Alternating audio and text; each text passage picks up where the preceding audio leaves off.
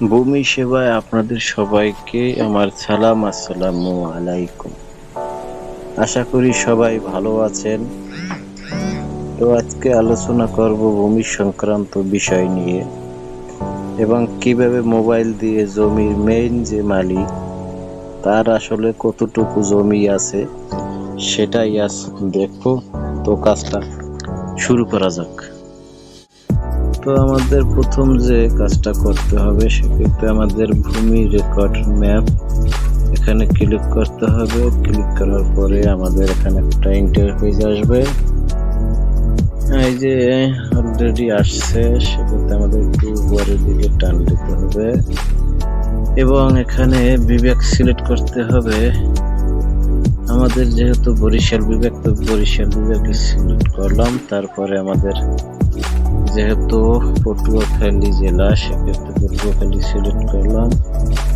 তারপরে যে কাজটা করতে হবে এখানে উপজেলা সিলেক্ট করতে বলতেছে। এখানে আমাদের যেহেতু গলাচিপা উপজেলা করলাম। এখন আপনার যে খতিয়ানের ধরন সেই ধরনটা এখানে সিলেক্ট করতে হবে। এখানে চারটা অপশন আছে, RS, SF, AT, BRS।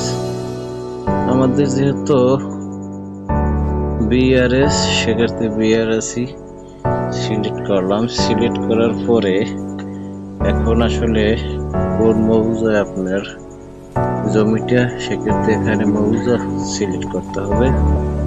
হয়তো এইভাবে খুঁজে নেবেন, নয়তো এইভাবে সার্চ করতে পারেন। সার্চ করে আনতে পারেন। আমাদের যে মৌজাটা অলরেডি চলে আসছিল আমরা।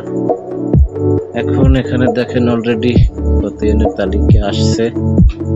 এই যে 3 নং গলাচিপা, বাংলাদেশ পানি উন্নয়ন বোর্ড, বাংলাদেশ সরকার, বোয়ালিয়া, সালিয়া, লন্দা, মুন্সিবাড়ি।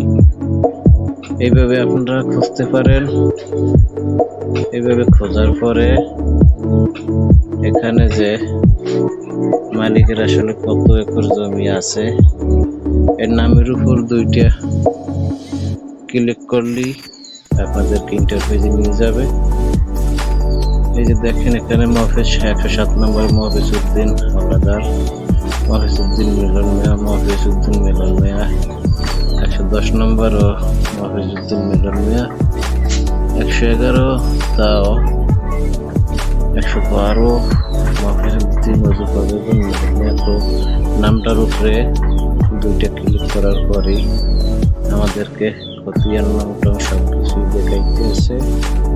এখানে খতিয়ান নং 112, বিভাগ বরিশাল, জেলা পটুয়াখালী, উপজেলা গলাচিপা, সার্ভে BRS।